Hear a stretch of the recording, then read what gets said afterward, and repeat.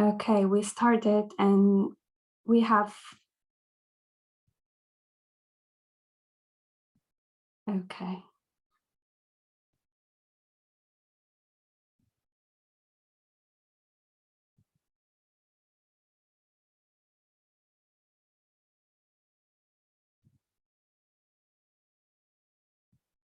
Okay, we have people joining. So as some participants are still registering, before we start, let me kindly share some technical and organizational details.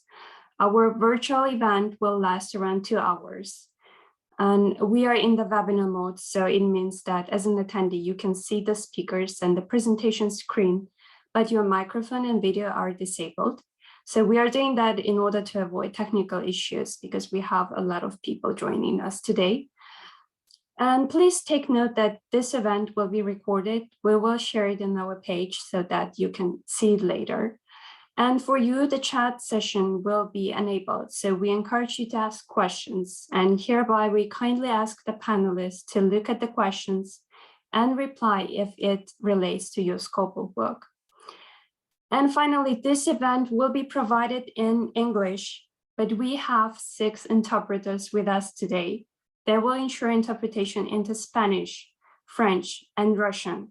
So please feel free to click on the interpretation button below. It looks like a globe in the bottom of the screen. Select your channel and listen to the event in any of 3 languages. So if video, audio, or other function doesn't work properly, please let us know in the chat mode. And floor to you, Jitendra.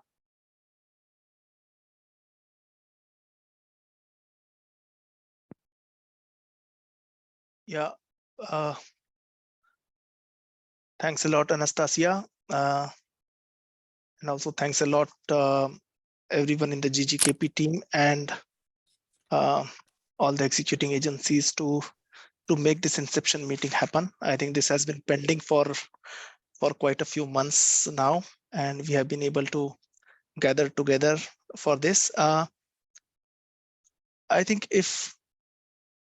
do I have a presentation, Anastasia, which I should make now or later? What do you think? I think you can start with a presentation and then we can go and introduce Suman and proceed as per our agenda. Yeah, that will be great. So just allow me to, I'm sharing my screen. Okay. You're the panelist, you can do that. Perfect. Yes. We can see your screen, Jitendra. Okay. Yeah. So yeah, again, thanks a lot. I'll start formally now. And also very happy to see all the executing agencies and a very good number of participation from all the countries. So my congratulations to all, and we hope we will be able to understand this project as well as how it is going to work and how the agencies are going to execute it better in this, and how we will be synergizing the efforts done between the components, but also between the regions and the agencies, how they can learn from each other. I have a very small presentation to make for this inception meeting. Most of you have seen this kind of presentation. I have tried to make it more beautiful from the previous versions of this presentation. So I hope it will give a new look to this, and thanks to our team in the Jeff unit who made a very good template for presentation. So I will go to the first slide now. So the outline of this presentation: as an implementing agency, I will be presenting what this project is all about, how we are working in Jeff's chemicals and waste portfolio across the world, as well as across different chemicals and waste focal area funded by Jeff. I'll provide overview of the project, also the timelines, how we have kind of identified different milestones for this project, ideally based on the project document, as well as how we went through the agreement signature with the agencies, because few things are done as per the project document, but when you sign the project agreement with your executing agencies, few things are slightly delayed, and that way few things are flexible. Also, roles of various agencies within the government, within UNEP, within executing agencies, and other responsible stakeholders, how the project is governed as identified during the development of the project, and what are the reporting we expect from the executing agency. So this is just a small slide about how UNEP is supporting countries in meeting their obligations towards the conventions. And you know that GEF is the financial mechanism for the Stockholm Convention on POPs, Minamata Convention on Mercury, and it also supports a little bit to the SAICM related activities. So we cover most of those activities. We have almost 80 ongoing projects in more than 100 countries currently, and we are doing it through different larger programs. And I have listed few names of the programs, including Islands, Planet Gold on Mercury, MET program. We work on POPs through different projects in terms of the interventions to phase out use of POPs or eliminate use of certain kind of activities. But we also do a lot of monitoring activities to support global monitoring plan and effectiveness evaluation of the convention. Under SAICM, we do a lot of work on chemicals in product, mainly either it is chemical like lead in paints, or chemicals in product in textile or electronic waste related work. And in Mercury, we work a lot on ASGM sites, mercury phase out in chloralkali, and also mining.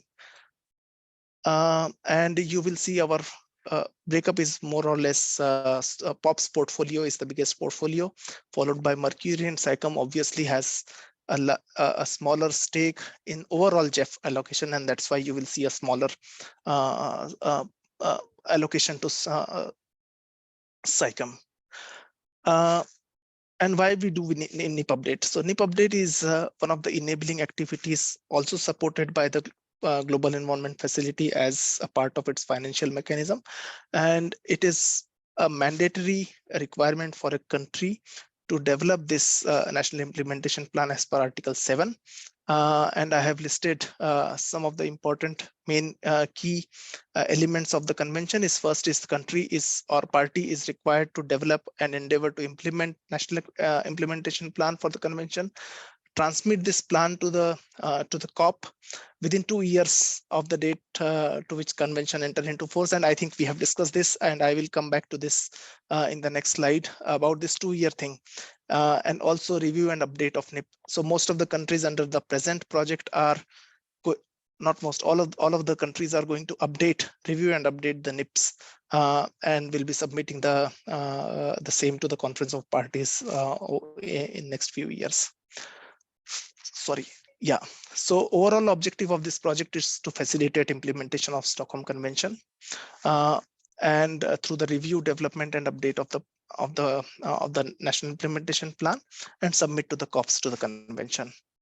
And this project is intended to last for 4 years, from 2022 to 2025. Normally, a general standalone enabling activity is implemented over a period of 2 years or 3 years, but because this is a global project and it also has a lot of overarching activities to support a different kind of activities, from capacity building to training to knowledge management, this project, and also a lot of countries to work in. This project was developed for a period of 4 years, ideally implemented between 2022 to 2025, and the time varies because this project is one global project, which is 10785, and we have 4 satellite projects because those countries could not join at the time of global projects. So we have a total of 32 countries under this project. And the total financing of this project is almost 11.5 million in total, inclusive of the 2 initiatives, Global NIP as well as Satellite Project. And we also have received co-financing for both projects, although co-financing is optional for all enabling activity, but it is encouraged for parties to report. And we have this project, we have 2 aspects of global component, which is capacity building plus technical activities and political support through component 1 and 2, and one component for knowledge management, which is component 4. And component 3 is fully a national activity, which belongs to the countries to develop national implementation plan and action plans. And why do we do global NIP projects? Because there are multiple advantages of doing a global project instead of a national project. One is, of course, this project will integrate both Article 7, which is NIP development, but also Article 15, which is national reporting. It will also help multi-country coordination in terms of creating synergies in developing NIP and reducing NIP fatigue. This is one point which is very much well understood by the countries who are implementing as well as developing NIP, because the convention, Stockholm Convention, is a very fast convention. It lists chemicals every alternate year. This year, there is a proposal of listing 3 chemicals, if I'm not wrong.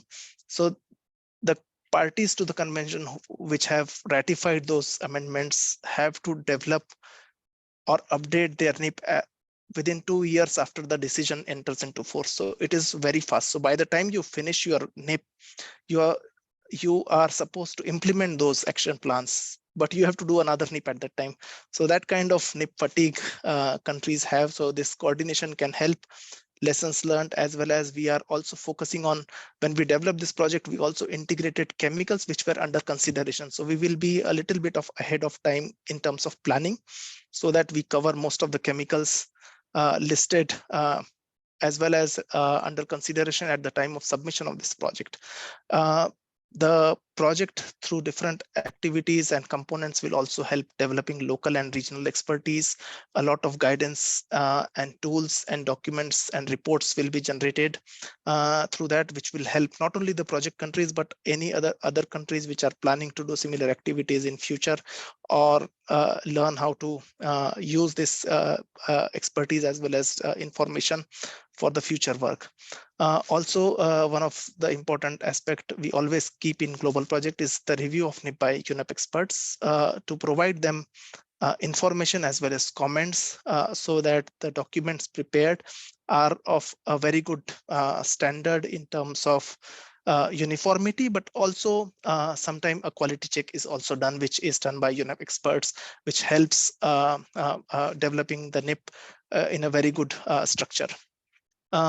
There will be a number of reports which I have already mentioned on technical aspects, including production, use state of new POPs, as well as alternatives available will be developed. It will help countries to develop action plan. These reports, the information provided in this report will help you in developing those action plans and all. One important aspect is digitization of inventory, because this is often a case that the inventory which we develop through different aspects may not reflect the changes. So if we digitize the inventory, it will be very easy for the convention focal point as well as stakeholders to gather information which is consistent within the NIP as well as within the Article 15 reporting. Sometimes we have seen in some cases there is a inconsistency in those information. So that kind of information, and also it will help extracting this information for agencies like UNEP and other agencies who are willing to get this information for various purpose, including the new project development. So you will get exact information as well as more accurate information available through this digitization of inventory. And of course, we have experience from previous global projects. We have lessons learned. I think one document was also prepared on that. So those things will help in implementing this global project. And we have 8 amazing executing partners for this project, of which 6 are regional centers who are spread across the world. And I have listed countries which are served by those institutes. I'll not name them. And we also have two global NIP coordinator agencies. One is UNEP's Knowledge and Risk Unit, and another is Global Green Growth Knowledge Platform. So these agencies are responsible for different activities. And the project has been defined into 4 different components. For the first 2 components are executed by Knowledge and Risk Unit of UNEP. So the first component is mainly focusing on political support through different activities and outputs. They will be developing number of knowledge products as well as organizing number of activities in consultation with the regional centers as well as GGKP. And also component 2, there are number of reports are being generated, and those activities will help. And there is a separate presentation on this, so I will not go into detail in the components and activities. Component 3, as I mentioned, is a national activity for development, review and update of NIP, and also coordination with national reporting. And this will also be linked to the digitization of inventory, but also online submission of NIP when this is finished through the BRS online integrated toolkit, which we are developing, which we have developed already, and we are going to finalize it before this COP. So that is something, another crucial aspect we have included. And knowledge management, information sharing, and I know Anastasia and Melanie will be giving a presentation on this, and also the work plan. The timeline, very briefly, the project was approved through a period of 2021 and 2022. Why I have mentioned these 2 years is because the global NIP was CEO endorsed in November 2021, while the satellite projects were approved between May and June 2022. So because all these projects will go hand in hand, because even satellite project, the global component is remaining to be common. Then we signed a PCA with the executing agencies in the year of 2022, and it took us few months to sign these agreements with different agencies, and also for the global NIP as well as satellite projects. And now we are expecting the inception meetings, national inception meetings organized by the executing agencies in consultation with countries.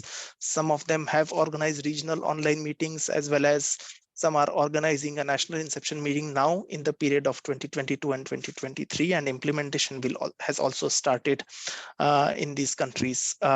One of the important aspect is also establishment of national coordination mechanism. Because this is an enabling activity, we do not have steering committee, but we have national coordination mechanism to guide and inform the executing agency, and also ownership of the project and outcomes are to be taken by the NCM for all the national activities.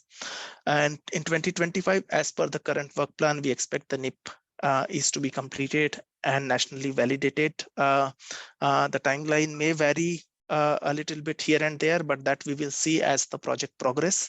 And as soon as the project is operationally closed, that means all the outputs are delivered and agreed between the executing agency and countries and implementing agency, we initiate terminal review, independent terminal review of the project, that is taken care by independent reviewers. Just to also mention that because this project is a global project, so there are 2 distinct part of it. One is the national part and one is the global part. So I just want to kind of clarify that the global activities are coordinated by the global executing agencies, which are independent of national activity, but will support the national activities through their interventions. And they will be organizing number of events and webinars and training programs in consultation with the regional centers, like countries through regional centers, and also with GGKP, because there are many activities which are interlinked. And I hope that Anastasia, when she presents, she will also mention about these webinars and all. And I highly encourage all the countries to reach out to their executing agency, informing their priorities and interest. Of course, we have a list of topics already identified based on our experience, and those will be initiated soon. And I will not mention about that because there are separate presentations covering these topics. Coming back to the responsibilities, so JEF is the donor agency, And we have UNEP, which is the implementing agency. Our main role is to carry out the overall supervision of the project, monitoring and evaluation, which we normally monitor project through quarterly progress report from the executing agencies. And also in the end, it will be terminal review and technical support as needed. In case there is some intervention is required. Of course, UNEP is also executing some part of it through global component. So we already have been providing technical information, and we also report to Jeff as and when they ask, because the enabling activity does not ask for the PIR submission, but we have to provide them information on the project progress, which we do every year. National governments are the main partner for this project because they are the owner of the NIP. So there are, in every government, there is a nodal ministry which is responsible for the Stockholm Convention. So responsible for this coordination with the executing agency also. And the executing agency, as you know, will execute and manage day-to-day activities of the project, deliver the outputs of the project through their national partners, international partners, or their own expertise, and report back to us every quarter on the progress. And they will partner and coordinate with other agencies. And the national coordination mechanism, as I said, there is no steering committee. So we have NCM to steer the project, and representatives from different agencies can be nominated by the national government. In each country, there will be a national coordination mechanism which can guide the project how to proceed. The governance, I don't think I should speak much about it. Everyone is aware of. There is one at a regional level implementation where you have the global components feeding into the project work, providing information. And then also there is national activities where you have national thematic task force, national coordination mechanism. And these two groups have to be set up by the countries based on their requirement. And I have seen experiences where NCM and National Thematic Task Force could be the same, because there are only enough number of experts or agencies involved in these activities, but it is absolutely flexible approach. The country along with the executing agency will have to do this, and we do not have any preference from our side on this, because this is something which is being implemented there. And so you know more than us how it should be done at the country level. This is just one slide. I think no need to mention, because I have already mentioned in refined roles and responsibilities about implementation and execution. And just last point is about the project reporting. Normally, what we do is we request quarterly progress as well as expenditure report from all our executing agencies. That we prepare and develop a small communication to all the stakeholders of all countries for each project. So based on the expenditure report and quarterly progress report, we communicate with all the countries to make them aware that what is happening, because they are also developing these reports based on the information received from their national counterparts. Apart from that, we also request executing agencies to provide us for the quarterly forecast for the whole year, just to know that what kind of activities they are going to perform in this year and what is the expenditure which is expected. And it is just a forecast. It is an estimate. It is not necessary that you will be spending $100,000 if you commit $100,000 for 2023. So that is something which is just a management and evaluation thing we do. Procurement plan is just a plan which it's a part of a legal agreement that we should know that what are the things to be procured and what is the procedure.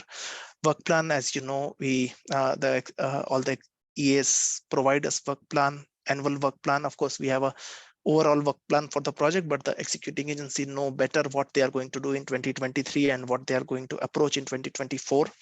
And of course, we will also do annual review of the projects. And also, we are happy to discuss with EAs on any delays, any risk mitigation measures they are going to take, or any support or facilitation we can provide from implementing agency side, including lessons learned. So those things we normally carry out with the executing agencies as we progress during the project. What we expect in next steps is finalization of the NCM in the inception meetings for all the countries. Probably some of the countries have already identified and developed the national coordination mechanism and TORs. That's fine. Responsibilities have been defined between different agencies, but I think all the executing agencies are also doing it with their national counterparts, and the project implementation to start, which has already been started. And we hope that we will see a very good and fast progress this year. Last year, most of the 2022 went in planning and organizing things together, but now with few months passed by, things are in place, agreements are in place. We will hope that there will be a very good progress to report by end of this year. Just one last point before I switch off is we have proposed a side event during the COP meeting, informing about the two things. One is the importance of NIP, as well as introducing the BRS toolkit, or kind of launching the BRS toolkit if the side event is selected. So you will all be invited for the side event, and we have also proposed to organize a small activity called NIP Clinic, where some of our experts will sit in UNEP's or BRS secretariats booth to answer your questions on the site. So that is just one heads up, and this is just a proposal. It depends on how many proposals the secretariat has received and to which level this is prioritized. And if it is selected, then this is one thing which is going to happen. And we look forward to seeing most of you during COP to answer any of your queries, as well as discuss with you on any way forward. And I'm here to answer your questions during these 2 hours. Thanks a lot, and I hand over to Anastasia. Thank you very much for sharing, Jitendra. I guess we have one more important guest, Mr. Suman Sharma, who will speak today on behalf of the BRS Secretariat, on behalf of the convention. So let us give the floor to Mr. Suman Sharma. Thank you, Anastasia.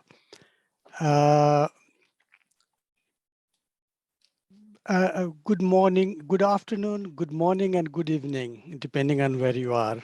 My name is Suman Sharma, as Anastasia just introduced me, and I am a program management officer in the BRS Secretariat. Besides my other responsibilities, I am the BRS coordinator on the technical assistance for the Stockholm Convention, which includes, among other things, the development and updating of NIP. And I am also the BRS focal point for the regional centers. I would like to thank Anastasia, Jitendra, Mihaela, and Melanie for inviting me to join this very important meeting. I do not have much,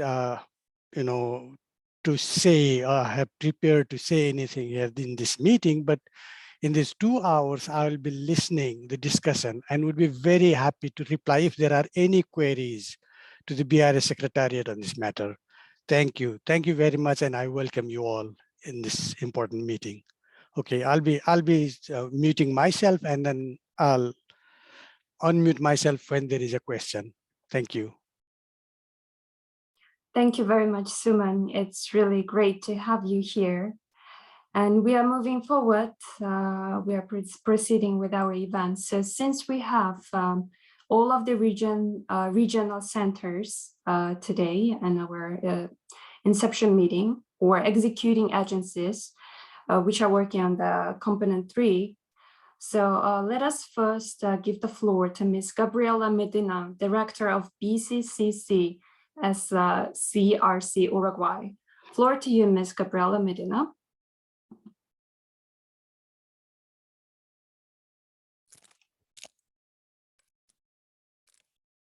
Thank you so much, Anastasia, and thank you, Jitendra and Mihaela, for organizing this meeting. It's great to see all of you, and Suman as well. Thank you so much, and appreciate very much that you give me the floor now, because I have another meeting in half an hour. hours, so maybe I have to leave you, but my team is going to stay in this meeting for you, okay? So I don't know if you're going to project my presentation, Anastasia, or I can share. Yeah, okay.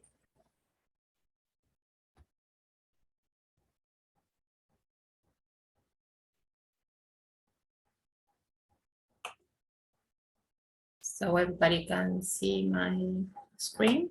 Yes, perfect. We can see it. Great. Let me move. So, well, we are working in this NEEP implementation plan at the global level. We are, I'm the director. My name is Carila Medina. For those that doesn't know me, I'm the director of the Basel Coordinator, Basel Convention Coordinator Center, Stockholm Convention Regional Center. We have been Basel Convention since 2004 as formal, but we start to work since 1998. And as Stockholm Convention Regional Center, we be endorsed by the Conference of the Party of the Stockholm Convention in 2009.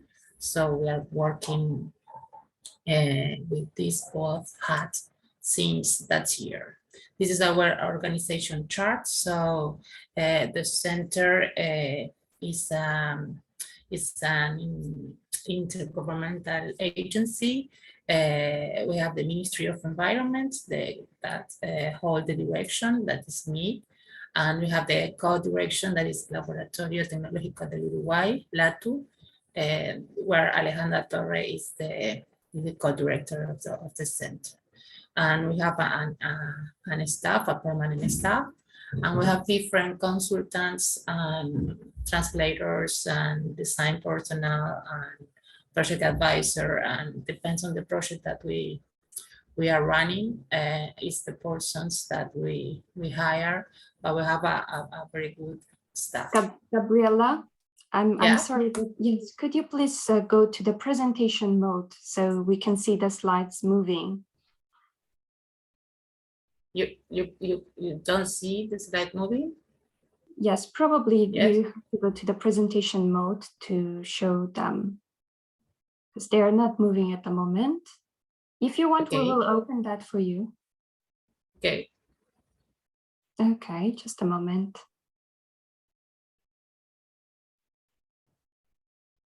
So I stop sharing. Okay. Sorry for that.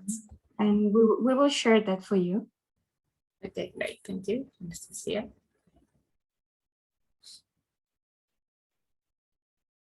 Okay, and while we have this minute of silence here, just a moment to remind you, everyone, that we have around 5 to 6 minutes for each speaker, because the time is quite limited. So please make sure that we speak within this 5 to 7 minutes. Thank you.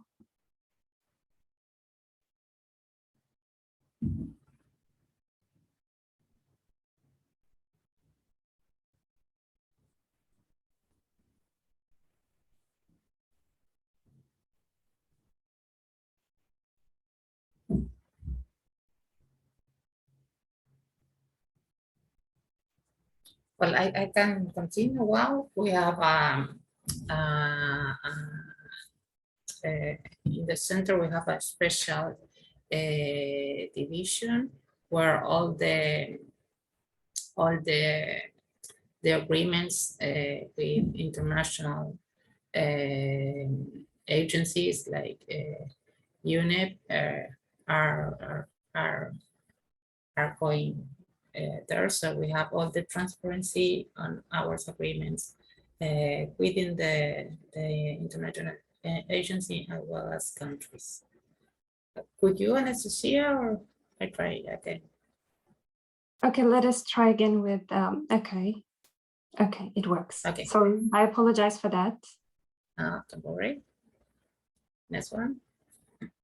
Next one. Well, these are where our office are. Thank you. The next one.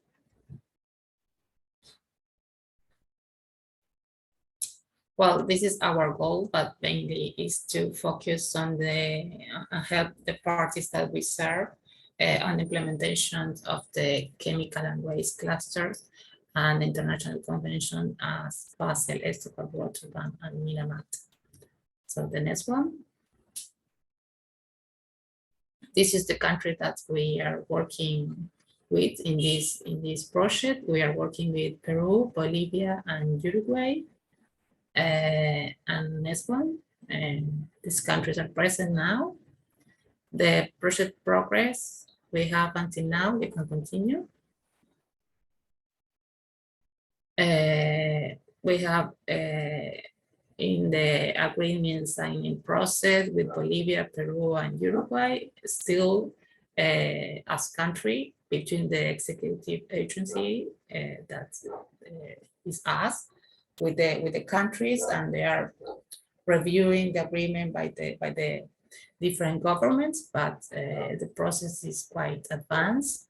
Regarding the term of reference of the national coordination, we have developed together with the countries, and after we signed the agreement, we are going to hire the national coordinator.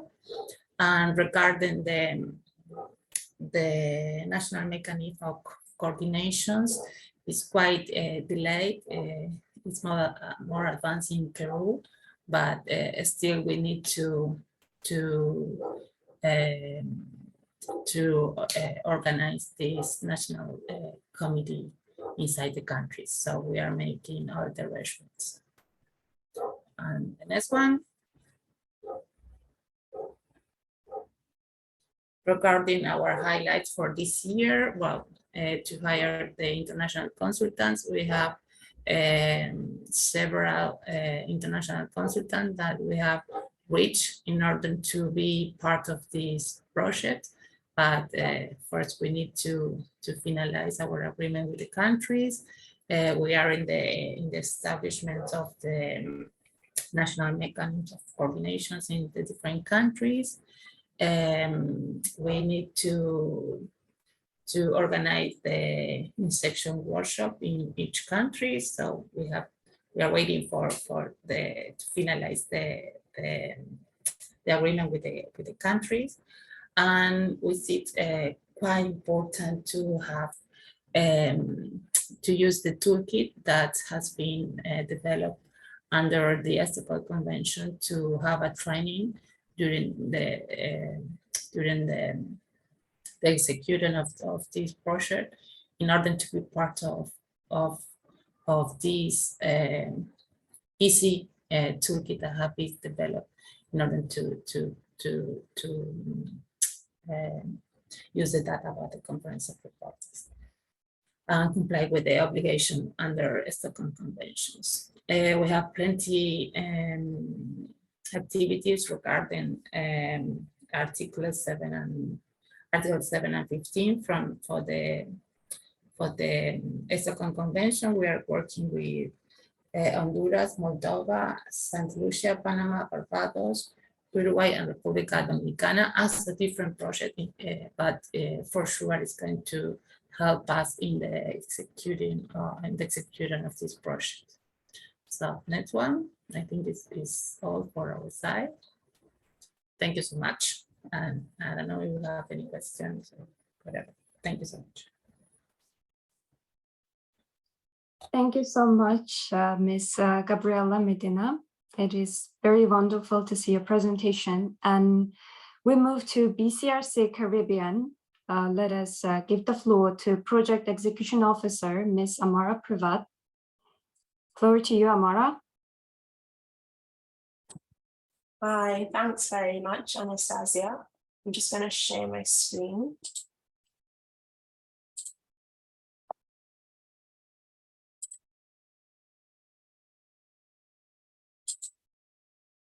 Okay. Sorry. Hi, good morning, good afternoon, everyone. So my name is Amara Pravat, and I am a Project Execution Officer at the Basel Convention Regional Center for Training and Technology Transfer for the Caribbean.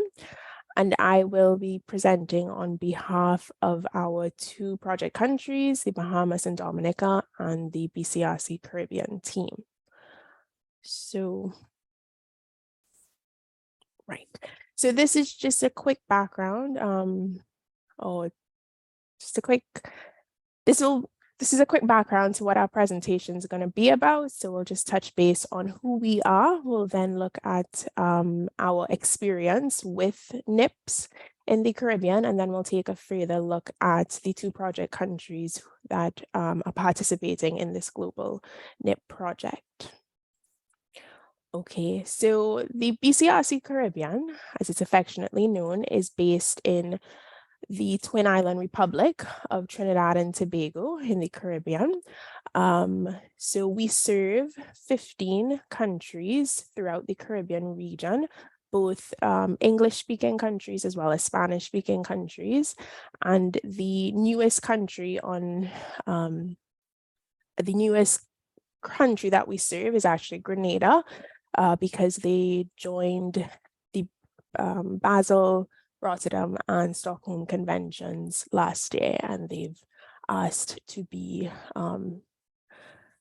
served by the center. So here on the screen just shows all of the countries within the region that we serve. So we serve two nations on the South American continent, which are Guyana and Suriname. And Suriname is a Dutch-speaking country, which we serve. So ultimately, the vision and the mission and the vision of the center are to help Caribbean countries protect their human health and their environment through the environmentally sound management of chemical and waste. So we help the 15 countries we serve with fulfilling their obligations to different conventions, including the Basel, Rotterdam, Stockholm, and Minamata conventions. All right, so in terms of the center's experience with NIPS, we've actually been involved in the update of 9 NIPS throughout the region. So that experience has come from one regional project, which is JEF 5558. And then we've also been working with Guyana for the update of their NIP.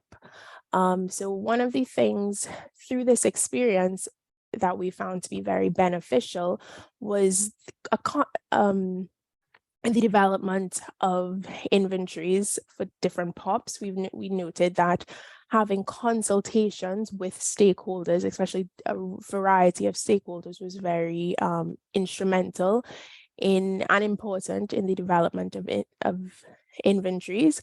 And as we move forward in this global NIPS project, we'll definitely be taking that method along with us. So in terms of our experience, the center has also been involved in the development of a regional manual for the development of NIPS in terms of the Caribbean context, and that manual is actually in the process of being updated right now. So that will, in addition to all of the guidance that will be produced through components 1, 2, and 4 of the project, we'll also have this manual with which our project countries can use to assist as we go through this process. All right, so as mentioned, for this project, we have 2 project countries. We have the Bahamas and Dominica. And these are actually, while, yes, they're based in the Caribbean, they are quite different. So in terms of the Bahamas, it's actually an archipelago of 700 islands and islets. One of the main or the major forms of industry in the Bahamas is tourism. So as you can see here, they receive millions of tourists each year, both tourists that just come on cruise ships as well as those that come to stay for some time. In terms of Dominica, Dominica is a small mountainous forested Caribbean nation, and it's known as it's known for its ecotourism. So much a different type of tourism when compared to the Bahamas. So these industries will definitely be considered as we progress with the development of the different POPs inventories for both countries. All right, so here, I mean, as we kind of all know this now, but here we have the 4 components of the project. And as you know, everybody knows, the BCRC Caribbean will be helping the Bahamas and Dominica with component 3 in the update of their NIPs, as well as supporting them with national reporting under the Stockholm Convention. So here's also just a breakdown of how we've organized the project thus far. So the center is working very closely with our national focal points in the Bahamas and Dominica, and those are the ministries in both countries that are responsible for the Stockholm Convention. And the BCRC Caribbean and the national focal points will be working with the national coordination mechanism, which will be made up of what we called a national working group. So it's a group of stakeholders, key stakeholders, who will support in the development of the project. And for each project country, we'll have a national project team that will help in assisting in the development of the POPs inventories and of updating the NIPs. And here again is just a breakdown of what the different teams will look like in both project countries. And we'll also be engaging a POPs expert to also provide technical and technical support to both the project teams in the different countries, as well as the national coordination mechanisms in both countries. So here's just a quick breakdown of what we've been able to do thus far. So we did have some initiation meetings with the 2 project countries last year, and we began the development or the establishment of the national coordination mechanisms. So, you know, we've explained to both project countries what or who should be involved, what organizations and who should be involved in the national coordination mechanisms. In terms of the Bahamas, they recently did their initial NIP, and through that they developed a national chemicals coordinating committee, which involved a different number of stakeholders from the country, and they will be assisting under this project as the national coordination mechanism. So currently where we are is in the process of hiring consultants who will assist us in both the Bahamas and Dominica with the update of their NIPs. So we've developed terms of references for the different teams, the national project teams that are needed, as well as the NIP update expert that's needed. Those have been reviewed by both project countries. We have issued TORs, and we're in the process of evaluating some of the bids received. So once we have our consultants on board, which we hope to happen by the second quarter of this year, we'll begin the preparation of for the National Inception Workshops, as well as training on how the POPs inventories can be done. And as mentioned, you know, we will use the guidance and other information that's provided through the different components, the other components of the project. And that's it for us. So looking forward to working with everyone as we progress. Thank you very much. Okay, thank you very much, Amara. Thank Thank you for sharing. And we have BCRC Senegal here, but I cannot see Rokhaya, who should present on behalf of the Senegal. Okay, so we will move to and then go back to Ms. Rokhaya a little bit later. Okay, then as we continue, let me greet Ms. Katerina Shepkova from Resotalks, who serves as an executing agency located in Czech Republic. Thank you, Katerina, and floor to you. Thank you very much, Anastasia, and good afternoon, everyone. I hope you can hear me well, and you can also see the screen, I hope. And can someone confirm that you can see? Yeah, I can see you. Good, perfect. Thank you very much. So let me provide you with a brief information about national implementation plan in the Central and Eastern Europe. I am the head of the Stockholm Convention Regional Center in the Czech Republic that is serving Central and Eastern European countries, but also some African countries. I wanted to say a couple of words about our center because we are perhaps a little bit unique. We are hosted by a university, so therefore our Resotalks Center is performing a number of research activities, also is running university education curricula, but has also a significant science to policy and society pillar. And that is also where our units of National Center and Stockholm Convention Regional Center is located. Here is a map of Europe where we are located. Here's the town of Brno, and these are our buildings in the modern university campus. Resotalks has been endorsed as the National Center and as the Regional Center in 2009, but it has been providing services and technical assistance to other countries already since 2005, where it has been organizing a number of training activities and especially summer schools related to persistent organic pollutants or toxic chemicals, identification, cycling in the environment, monitoring. And we have been successfully evaluated throughout the regional centers evaluation by the Stockholm Convention, and next evaluations taking place in a couple of months at the COP11. So we provide, similarly to what has been presented by Gabriela from BCRC, SCRC Uruguay, we also provide support to all three conventions as well as Minamata Convention and SAICM. And our goal is really to improve chemicals management and management of waste containing toxic chemicals by providing training, capacity building activities and events, and also expertise and expert support in a number of fields, including health, including factors affecting human health and others.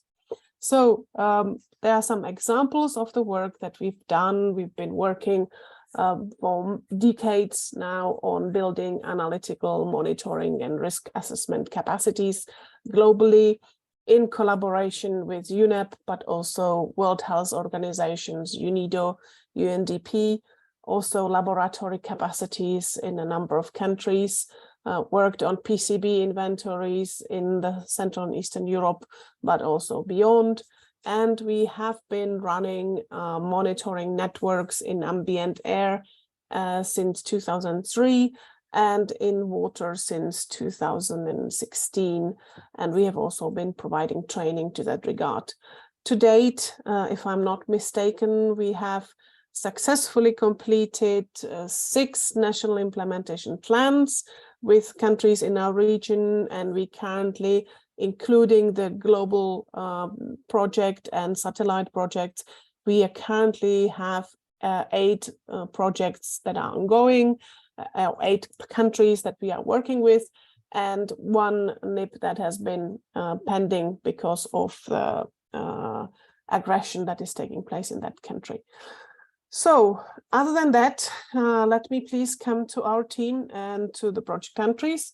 So for us, I will be in charge of the project, let's say, management in terms of policy, in discussions with the countries, and some technical advice.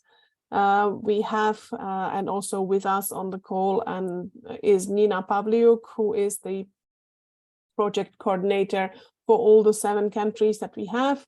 And as an international expert, we also have a possibility to use more than 4 decades of expertise by Professor Ivan Holoubek, who has been an esteemed member of the POP Review Committee since the very beginning, who has also been one of the forefathers of the monitoring activities in many countries of the Central and Eastern Europe, and has himself participated in preparation of the first round of enabling activities, including NIPs and chemical passports. So as you can see on the screen, we have 7 countries within this global NIP update and satellite project. So they are Albania, Armenia, Bosnia and Herzegovina, Georgia, Kazakhstan, Montenegro, and North Macedonia. And we have, because of very heavy international agenda that we had in 2022, and because of the fact that the satellite project agreement was signed with us only by November 2022, we were not able to commence activities with full-fledged. But what I'm showing you now here is the project progress and work plan for 2023. So on the top part of the slide, you see the activities that are happening today as Global Inception Workshop online. And then there are also the international meetings in which many of us will participate, as well as some expected webinars that will take place through the component 2, and which we know that it should start, component 1 and 2, and that we know that should start in April and carry out until end of next year. And so what you can see below, the lower part on the slide, you see the quarters of the year. We have had consultations already with all 7 countries that we support with, because of identification of exactly the national coordinating mechanism that is either in place or whether any adaptations are needed. We are also in the process of working on a draft contract with the partners locally in each country. And we are also collecting a roster of experts so that we can organize national face-to-face meetings. And we were working on suitable dates because of the heavy international agenda, including the work on SciChem Beyond 2020, preparation to joint COPs, also the plastic treaty discussions and Minamata Convention meetings. So we need to juggle a little bit the dates for those meetings, but provisionally we hope that between end of May and middle of July this year, we will be able to have all the national face-to-face inception meetings organized, and that we will be able also to meet some people we know for many years, some people are new, and we also decided that in consultation with UNEP, we will also try to give a steer to new and young generation to allow also either the university students or new and fresh policy officers to participate in the project, to learn, to benefit from the expertise. And because we plan that this year is really focusing a lot on the update or development of POP inventories, we plan to have a sub-regional or better regional training in person. And tentatively, we plan to have one in early September 2023. And the topic is still to be discussed. There are some ideas that we have, but we need to have that confirmed depending on what seems to be the most urgent need by all the project countries. So we will group that and make sure that everyone can benefit from such a training. And there will be another training on another topic related to POP inventories taking place later in this year, perhaps in October, perhaps a little bit later. This is really very tentative dates, but this is our plan for this year. So we look forward to seeing you all at the regional preparatory meeting for the joint COPs, which takes place by end of March in Zagreb in Croatia, but also in May in Geneva. And there, as you can see, a little asterisks, we hope to also have the project countries meeting with the representatives. They are there to update them. What is the progress? What are the next steps? If there are any specific wishes that the national focal points or others would like to have discussed with us, we will be available for that. So that's all from us. Thank you very much. And we will be happy to, provide further information. Thank you. Thank you very much for an insightful presentation from Eastern and Central Europe, from Katerina Shepkova from ReseTalks. And we are moving forward. I guess we have Rokhaya, from Director of PCRC Senegal, back with us. So the floor to you, Rokhaya.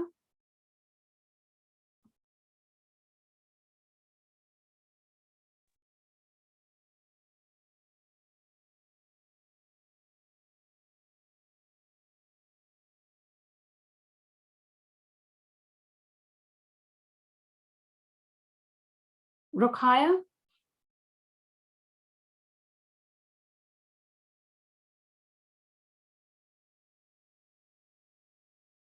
Okay, we cannot hear you apparently. Okay, Rokhaya, your mic is off. Okay, good, perfect. We have you. Wonderful.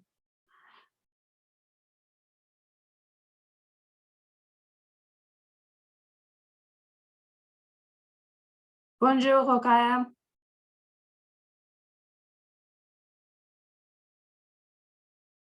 No, we cannot hear you.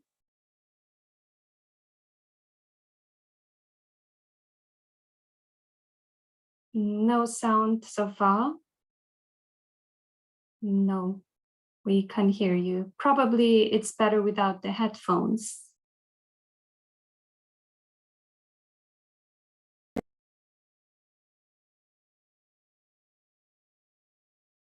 No, we can't hear you. Could you please join again?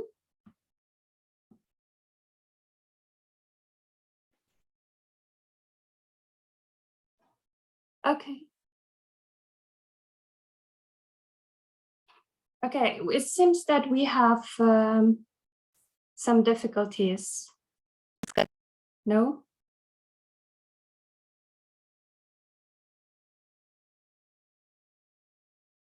Okay.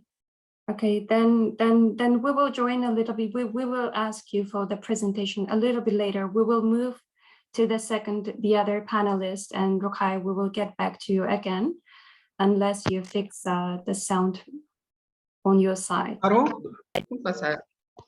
Okay, we can hear you.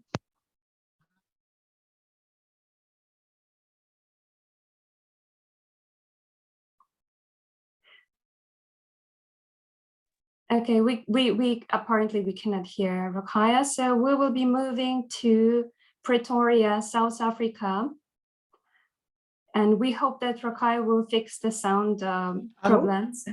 Hello. Bonjour. Okay. Bonjour. Okay. Okay, good. Hello. Bonjour.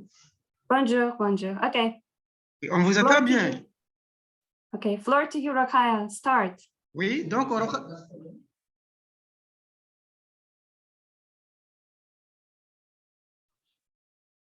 Okay. Yes, we could hear you, but then you muted again. Rokhaya, vous avez le son éteint. On vous n'entend pas. Il faut que le signal avec le micro est vert, pas rouge. Thank you, Katerina.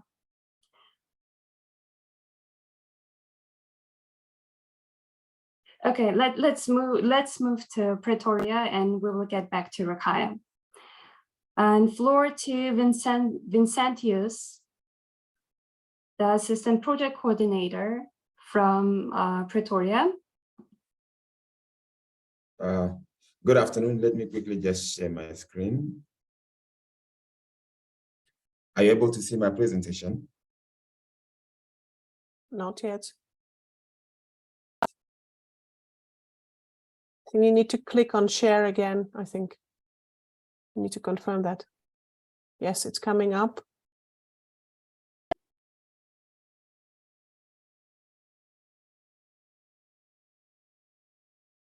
Yes, we can. Yeah, it's shared from the GKP site. So if you could just note next slide, I can guide you through your presentation. Okay. Okay. Good afternoon, everyone.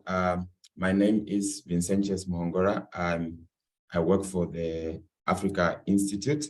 It's a pleasure to join all of you this afternoon in this Global Inception meeting.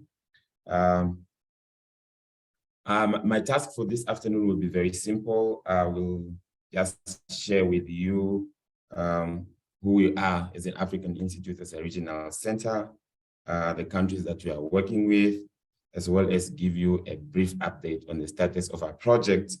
And then lastly, just give 2 or 3 words in terms of what this NIP process has been for us and what we have been experiencing this one.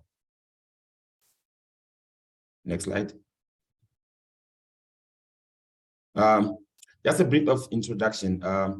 The Africa Institute is both a Basel and Stockholm Convention Regional Center for English-speaking African countries.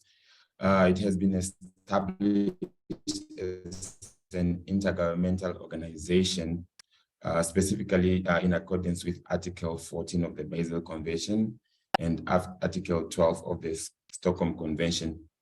As an executing agency, we play a facilitating role where we help countries implement the Stockholm Convention. And we do this by working with all the participating countries to either help them develop their NIPs from the beginning, or we review their already existing NIPs, or we update also those that they already have in play already, and have these NIPs ready for submission to the COP.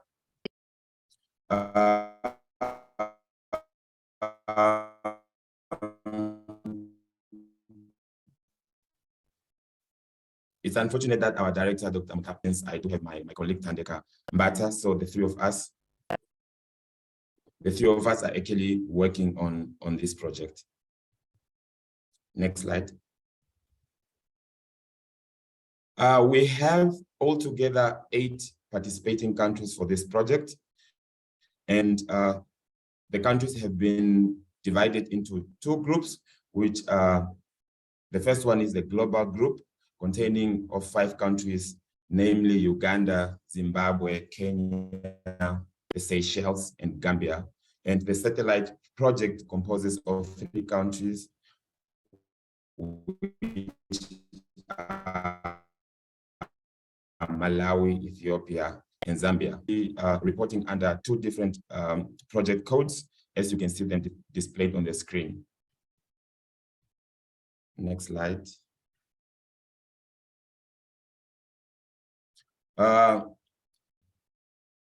The project was started in February 2022. Research for it to run until June 2026. Specifically for this project, each country has a budget of $2,000 USD. What have we achieved thus far in terms of the to date, with all the participating countries, we have managed to establish the national project teams, or the national coordinating mechanisms that Jitendra actually alluded to earlier in his presentation. In October 2012, we managed to have a regional inception workshop, which we held in South Africa. The countries were actually represented, or they were in attendance. So that was a very good note from that emanated from that inception workshop. And thus far, in terms of PCA agreements, actually, I have to update this because 6 countries now, not 5, have managed to complete or finalize their PCA agreements. So we are only left off with 3 countries that are also on their final phases of signing their PCA agreements. And in terms, each country is expected to actually also submit a work plan, because it's based on the work plan that they'll actually be requesting for disbursements of funds from the African Institute. And to date, 2 out of the 8 countries that we are working with have managed to successfully finalize their work plans. And the rest of the countries are on different phases, level phases of finalization of these work plans, but we are in close collaboration where we keep on encouraging them that this actually is something that needs to be done as in yesterday, or they really have to start working on this as a matter of urgency. And in April, we managed to receive from one of the countries that has alluded to us that they are ready to hold their inception workshops.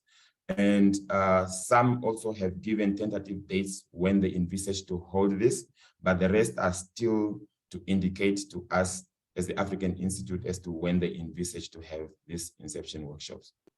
Next slide, please.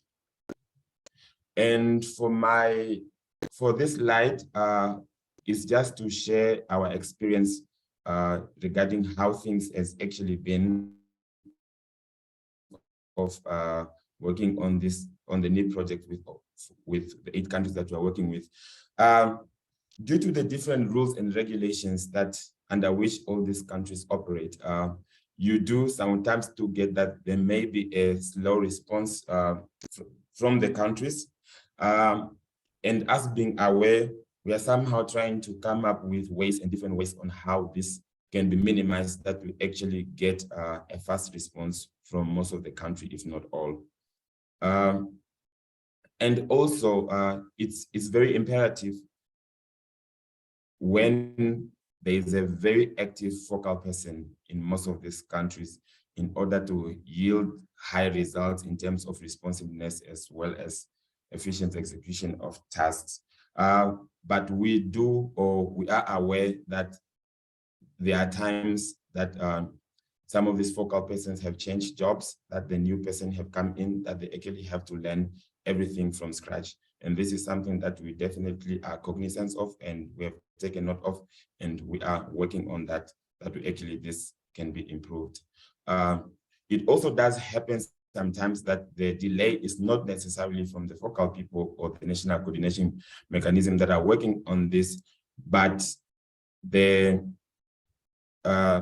legal departments that actually, in most cases, are responsible for reviewing these PCA agreements sometimes do take time in the finalization of these PCA agreements, thus affecting the start of most of these activities. Because in order for the country to move on to the next phase of requesting for funding, the PCA agreement as well as the work plan must actually be finalized before that actually is done. And countries have also come to let us know that they do have some ways and means in which they would want to execute or implement some of the activities, but however, due to the budget constraints, this actually affects some of the activities being executed in a way that they would actually want to. That's sometimes actually affecting the implementation of this process. So with that, that is all that I wanted to share with you from the African Institute. Thank you very much. Thank you very much, Vincentius, for sharing. And let us try again to give the floor to Rokhaya, if she has fixed her microphone. Rokhaya? Okay, could you please go to English channel? I think you are in French channel.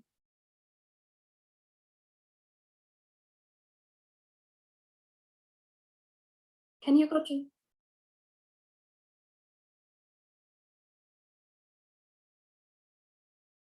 Okay, we will get back again soon. We are out of time. So we'll wait for Rokhaya to fix the microphone. We will move forward with the next presenter from China, BCRC China, Ms. Chen Yuan. Floor to you, Ms. Chen Yuan.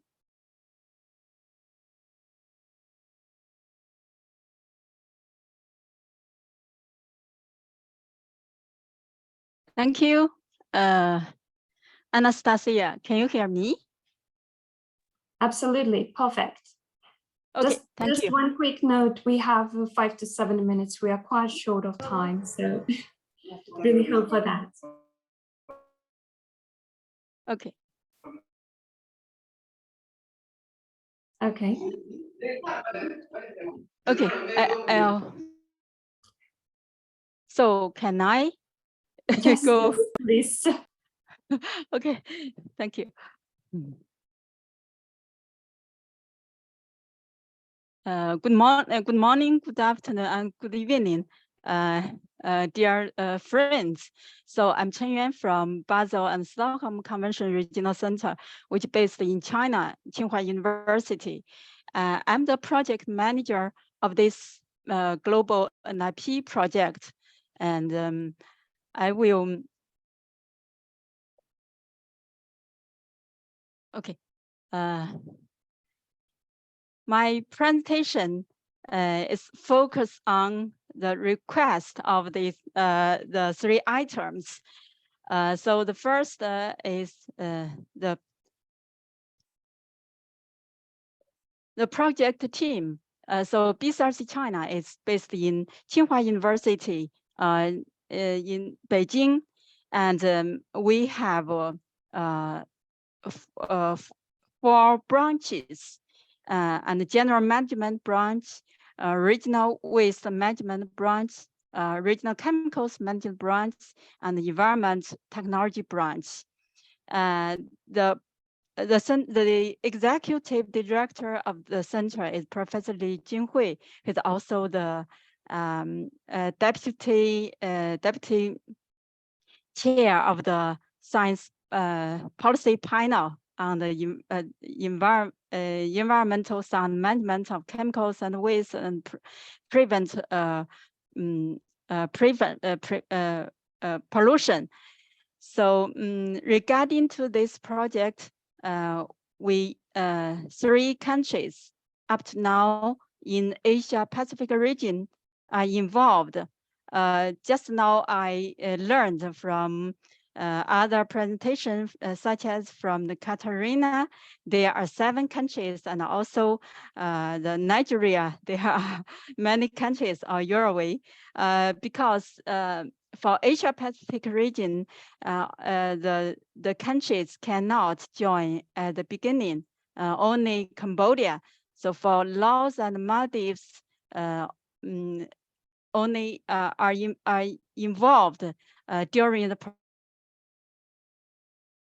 project implementation. So from my side, some activities are implemented a little later than other friends, other regional centers.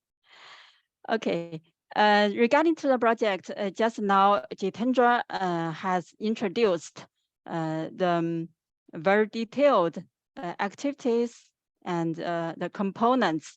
So here I will just show you this activity. The project will focus on component 3, which based in the country level, the participating country level, which is established these activities. We establish a national coordination mechanism, hold the inception workshop, and establish the inventory and also the priority assessment and national priority validation workshops, and prepare and finalize the NIPs and submit. So it's the main activity. Regarding to the progress up to now, just now I mentioned there are not big progress for Cambodia.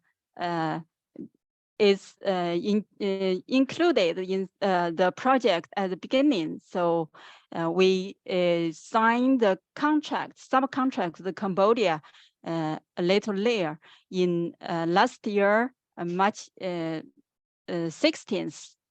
And also, in fact, Cambodia has the experience, and also they submitted NIPS to the Stockholm Convention Secretariat for some times. And they have established the national coordination mechanism. And during the SPP OEWG 1.2, I met Director Laska Safa in Thailand, and we discussed some details and work plan of this project. And he also sent me the document of the national coordination mechanisms, which formulated and revised in 2018. I think through this project implementation, Cambodia will revise or update these mechanisms further according to the new POPs listed in their country. And the inception meeting in Cambodia will be held in March 21st. It has been determined, the date. So this one is the document of the national coordination mechanism with different ministries and other stakeholders. For Laos and Maldives, the two countries are included in this project a little late. By now, we are just finalize the subcontract because the Maldives has some different concern on the project. So when I attend the SciComm IP4 in Nairobi, I met Maldives the friends. We discussed the TORs and the budget and finalize a contract. So I think the two subcontracts, the subcontracts with Laos and Maldives will be finished this month. So the lessons learned and the experience. So I think for the regional project, because we will be coordinate with several countries, I think the sustainable teams and the regular coordination mechanism can facilitate the project implementation. And the other is if the contact person or contact information of the Stockholm Convention National Focal Point changed, they should be updated us in time. It's for us, it's very appreciated to coordinate and contact with the countries. The third one is a good cooperation and communication between regional centers and the participating countries regularly can also promote the project activities implemented. And also, it's very important for to communicate and communication between or among the regional centers to share our outcomes, experience through the webinars or other opportunities, such like this meeting. And the last one is outcomes sharing with all the related partners. Timely is very appreciated. In fact, I know the outcomes of this project will coordinate with another project with which is integrated the toolkit under for the Article 7 and Article 15 in fact, all the projects has very good synergies. I think the outcome sharing is very important. And in fact, in April, on April 4th to 6th, UNEP will organize the Global Monitoring Program the project summary conference in Thailand. So I will go to, or my colleague will go to Thailand to work with the regional countries to have a training on the toolkit which developed under the project of integrated toolkits developed under the integrated toolkits and of Article 7 and Article 16. The last one is the work plan, and I think this project just now Jitendra has mentioned will be closed in 2026.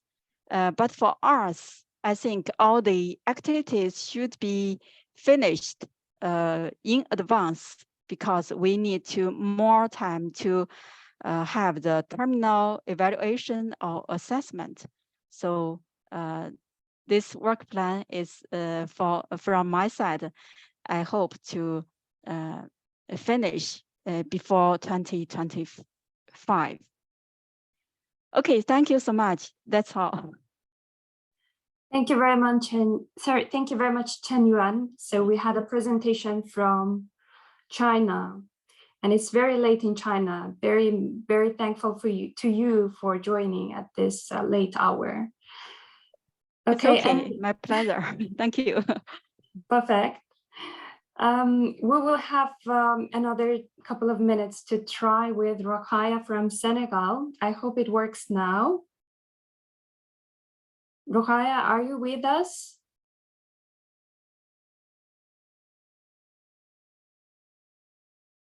Rokhaya?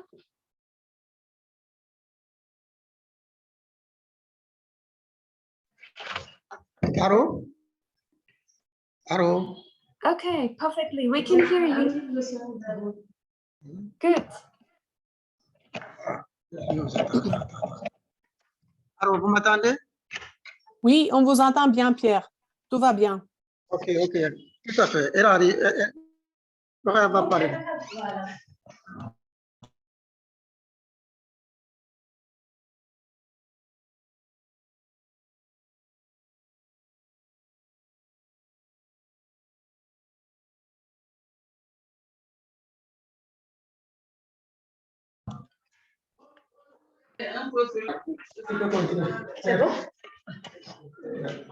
Hello, can you present?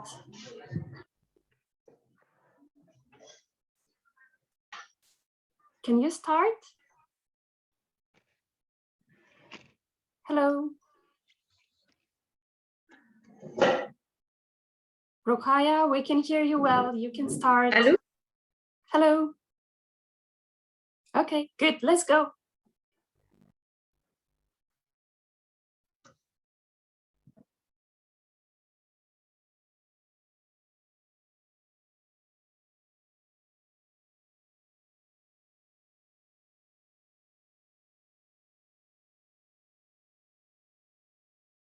Je pense que c'est moi qui parle. Non, elle est en train de parler, mais nous, on n'entend plus ici. C'est quoi? Rokhaya, we are waiting for you. We can hear you well. On n'entend pas, hein? Essaye.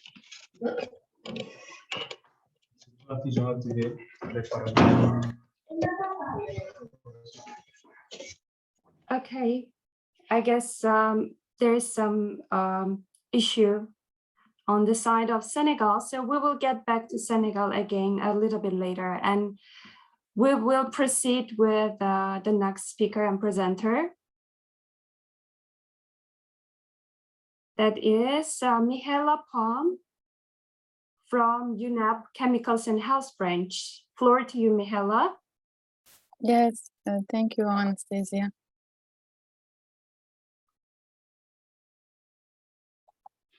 Yes, let me share my screen. 1 second. Sure. I'm hearing the French translation. Let me see if I can switch. Okay, we would ask a French translator. Joel, please go to French channel. Thank you. Non, ça, c'est pas bon. C'est pas bon. Ruhaya, could you please mute yourself? Okay, thank you. Thank you. I'm Okay. sorry for these technical issues. Michaela, you can start. Yeah, thank you so much, Anastasia, and good morning, good afternoon, and good evening to all the colleagues present within Michaela, this. sorry to interrupt you. We are seeing the slides, but they are in a strange mode. They are in, we don't see the full screen. We see the next slides. So we see it as a presenter notes things. So I think you need to click on another way. Thank you.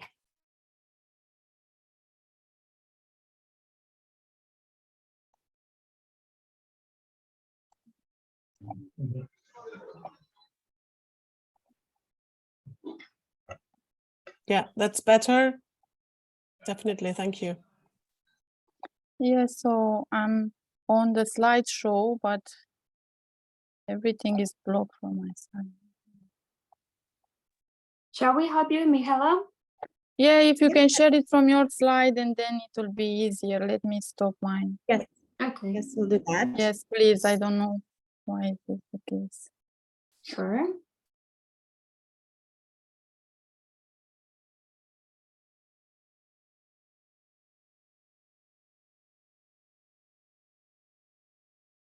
Yeah, thank you so much, Anastasia.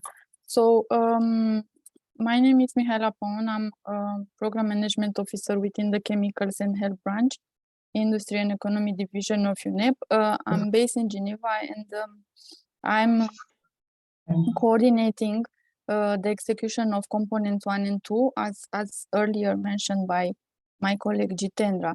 So if you can go to the next slide, please. So because I know that we are running out of time, and there were several times mentioned about the components. I will not get into the detail explaining each and every output because they are all in the project document, but I will like to stress few things.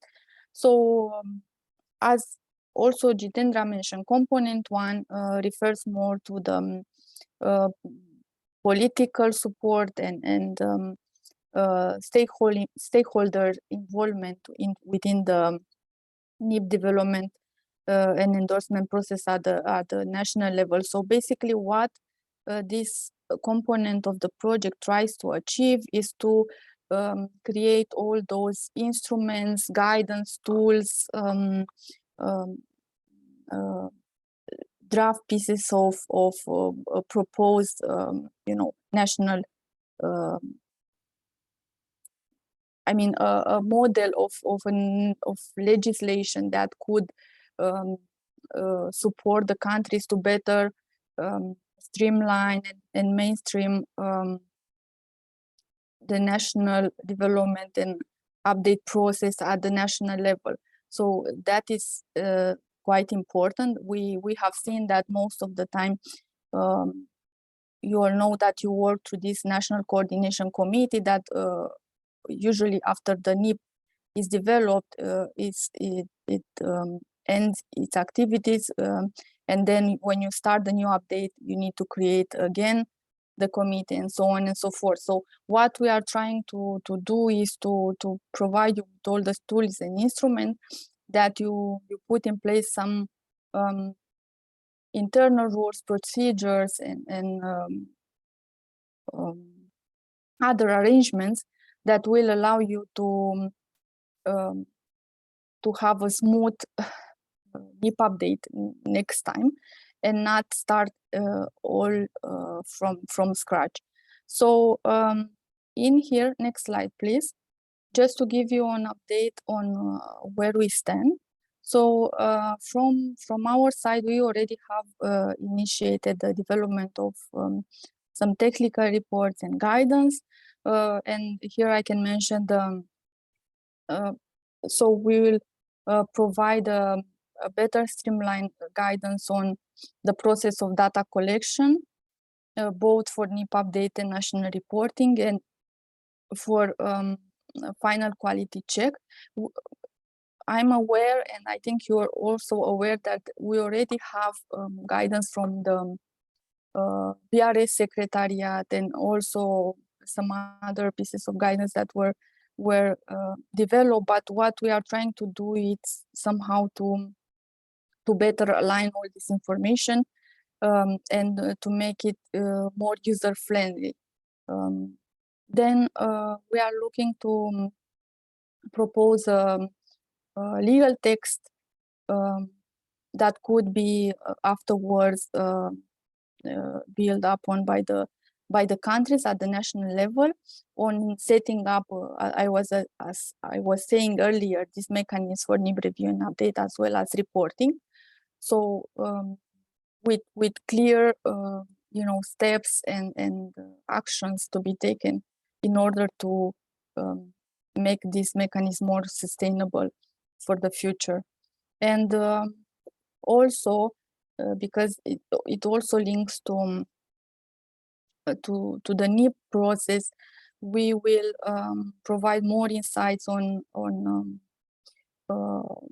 how this the priorities that you may identify under the NIP contributes towards achieving the sustainable development goals and their targets and indicators, but also how this link with SICOM process, for example, where more integrated waste management strategy, climate change, biodiversity. So because we always talk that this links to this and that, but there is not much concrete description on what are the linkages. And then not least, we will focus also on the supporting the strengthening of the national science policy interface, of course consistent with what exists already in the context of the Stockholm Convention and done put together by the Secretariat. But this will be a bit more focused for different national contexts, right? So how this applies at the national context, how better evidence-based policies could be put in place and support the reduction and elimination of persistent organic pollutants. So this will be available at the by the end of 2023. Some will may come earlier, but the latest date is end of 2023. Next slide, please. And then component 2, it has 9 outputs, so a lot of knowledge needs to be produced, and the knowledge relates mostly to NIP review and update systems and related tools and the capacity around it. And in this, you will see that a lot will be done on methodologies for POPs inventories and including sectoral approach for an inventory. As it was mentioned by Jitendra, we produce this global report. I mean, it is already done, and you will see when I will introduce the status. A global report on production, use, and trade. And you may wonder, why do we need this? Yes, we need this because, for example, this is also one instrument that supports countries in validating their data. We often see there are a lot of errors in estimating. Sometimes, countries, they estimate more POPs than were produced or put in use, and so on. So there are a lot of aspects that this report could support the countries on. And next slide, you'll see the rest of the output. So I will not go now in each and every one. So in terms of status, we already finalized several knowledge products that will be soon uploaded on the GGKP platform, because Anastasia will tell later more information about this platform. And also they will be subject of the training or webinars. So I'm talking about the sectoral guidance for POPs inventories. So here we have three major sectors that we have focused on: construction and demolition, construction sector, sorry, transport sector, and electric and electronic sector. And we propose an approach how to address these three sectors and have this more integrative type of inventory, because each and of these three sectors, in each of these three sectors, you may identify more than one POPs, right? And also other chemicals of concerns. I mean, like lead, like mercury, it depends on the sector, but yes, they are there. And then we have 3 case studies from 3 different countries that have already done this. They have taken the sectoral approach. And then we have another guidance on methodology for strengthening the collaboration with national statistical offices. We have seen that this is often somehow less addressed in different guidance documents. And we know that in order to estimate different amounts of POPs in different sectors or articles products, right? We rely also on statistical data, which it's not always available, right? So we try to build more on that, and to give guidance to the countries how to strengthen the relationship with the statistical offices, and try to produce more statistical data for future NIP updates. And also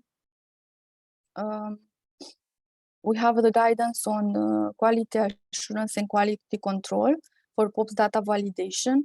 I think this is also quite important in the context of new developments. As I said, we often see, huge errors in terms of calculation of unit measures and so on. So now this guidance is available and could support you when you are at the phase of data validation. And not least is the global report that I mentioned earlier about the production, use, and trade. And also on how to access international databases and statistics, right? Because this is also quite important for countries to be aware of and use these international databases. Next.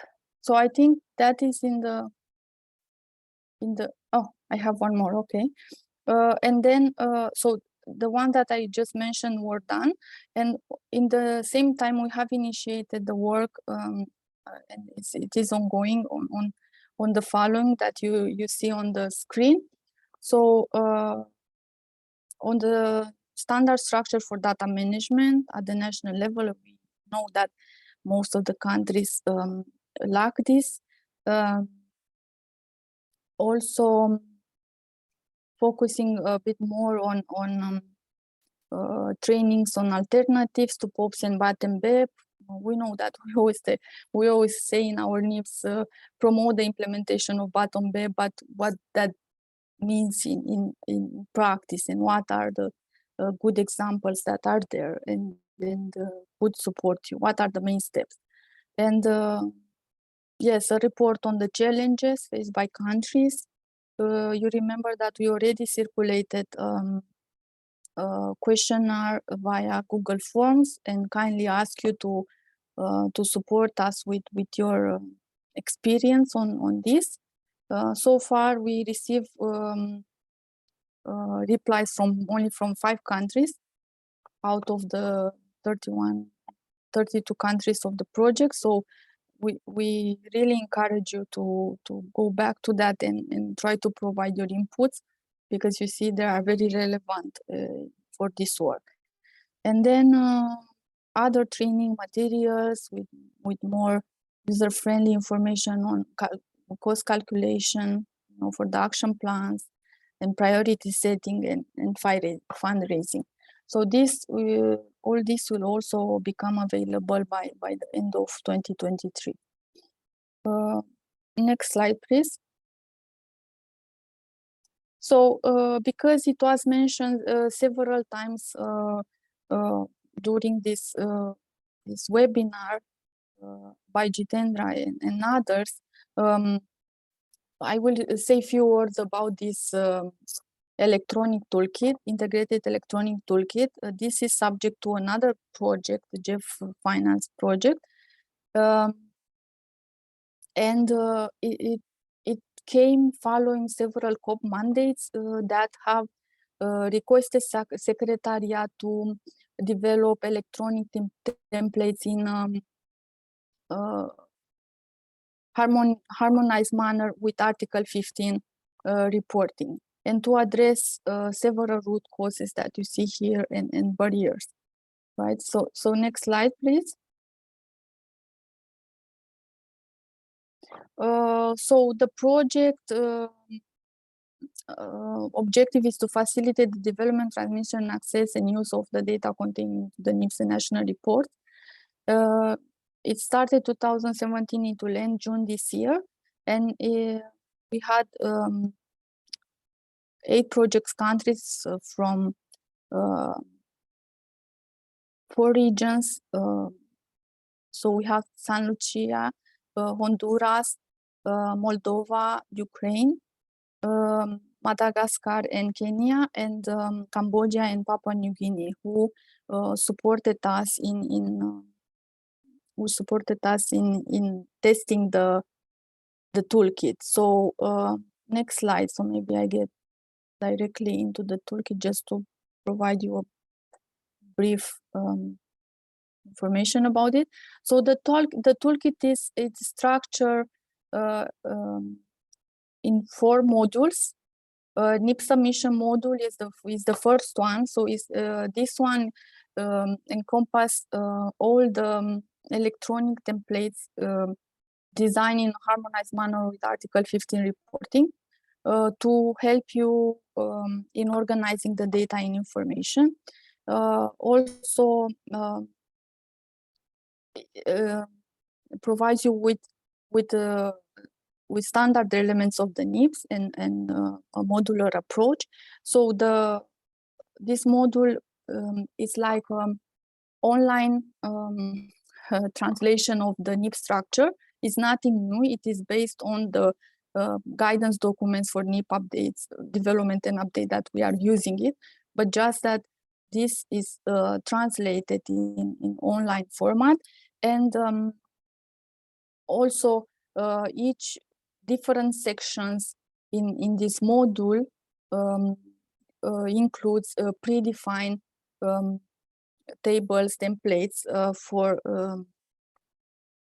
organizing your data during the NIP development, and also provides with us sufficient flexibility to address certain dynamic elements under the convention. You remember that convention is not static. Every time new chemicals will be added, and the format will allow easy updates from the secretariat side, because the secretariat will be the custodian of the toolkit after it is finalized. And it provides fields for narrative, information, but also fields for input of quantitative information. As I said, in a harmonized manner with Article 15, because once you collect and use this module and complete your NIP, you will be able to also complete your Article 15 reporting. And not only, you remember that we have other reporting obligations that are, requested separately: DDT, PFOS, and continued need, POPBD, and continued need for the use, and so on. You see on the left tabs, you have different chapters of the NIPs that if you go into it, they will all expand in larger document. And I think you all received from the BRS Secretariat, we have circulated a demo last year to all parties to provide comments. The deadline was January 15. And we received comments from few parties. Mostly there were positive comments, of course, with a few aspects to improve in terms of the technical information, but also on the IT part. Next slide, please. The second module is so-called POPs inventory modules, which has two sub-modules, how to say. So first one is focused on providing a very summarized and short version of the inventory guidance documents, because throughout our experience working with countries, we understood that guidance documents as exist, and they are not very user-friendly. Countries, they have difficulties in identifying the main focus, what information it's relevant to start with, how to use it, when to use it, and so on and so forth. Therefore, we have this user-friendly summary. And of course, you can always refer to the longer version of the guidance document. And then we have a second sub-module, POPs inventory report format. We all know that after we conduct POPs inventory in the context of NIP, or maybe in the context of reporting, we prepare this inventory report, right? And sometimes it's in an Excel, lying somewhere, or being lost after we did that. So this sub-module provides you with a predefined template for that to store the data, and it is done also in such a way to be harmonized with the NIP module, right? So first you complete your inventory module, and then out of that, the summary of that information. As we know, we have more metadata, and then we summarize and we put the summary into the NIP. So as it is structured, it will allow you to easily translate the summary information into the NIP. And that is very important. And moreover, what is also crucial to highlight is that this POPs inventory format, report format, will be further developed under the component 4 of our current project that we are talking about today. And it will be further developed to support the digitization of the POPs inventories. So we'll provide you with even more templates for more disaggregated data, right? That you get through the inventory exercise. Next slide, please. Then we have the guidance module. So this is basically to put the longer guidance documents in one place. And because they are part of the whole process of the NIP update and reporting. So once you enter the toolkit, you will have everything in one place. What is important to be mentioned is that the toolkit will have a public interface where only some of the elements like NIP submitted and the POPs inventory module, the part A, the general part on the guidance documents, and this guidance module and the next one that I'll introduce, those will be part of the public interface, but also it will have an internal interface, and each country's focal points and official focal points will get login credentials to the tool. The next slide, please. And last but not least is so-called the queries module. So I think this is also very important, because once data, I mean, under the NIP submission module and under the POPs inventory report format, so that submodule, there is a database. So once countries, they start to use it and populate it with data, this end up in database, and afterwards it can be retrieved via two ways. So we'll have some predefined queries that will focus mostly on the quantitative data, like production data in a particular country, region, or at global level, and then use or export or whatever, but also we'll have a free search type of mechanisms to query the data. So this refers mostly to the qualitative data. So this is quite important in terms of countries using it to do different analysis, for their internal use, but also for other stakeholders like BRS Secretariat, JEF, as a financing mechanism and so on. Next. I think this is my last. So there are a few benefits that we could have identified so far. So the toolkit will allow an online transmission of the NIP, has this predefined structure and relevant templates. So you don't need to worry about how my NIP needs to look like, what should I put where.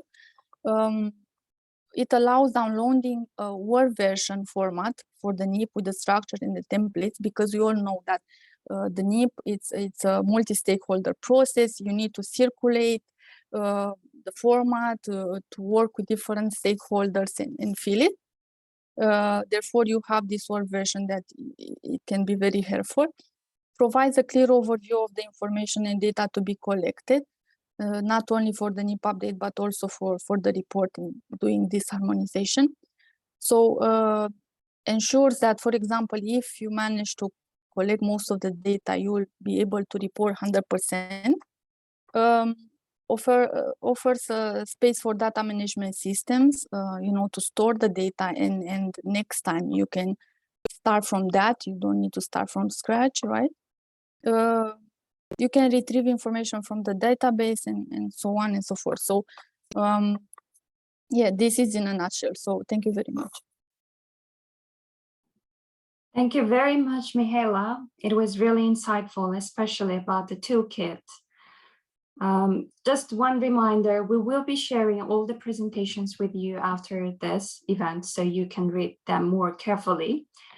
And as we are a little bit out of time, let us proceed with the final component, component 4, GGKP. So while we are trying to turn on our presentation, perfect, thank you, Yovita.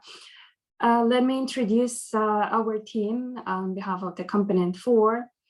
This is Melanie, this is Yovita. They are today with us in this event. And my name is Anastasia, and I will guide you to the component number 4. So as you understood, component 4 is one of the components, but the major objective of this component is to improve the NIP development, NIP update, and implementation processes through knowledge sharing. This component is executed by GGKP, which stands for Green Growth Knowledge Platform Partnership.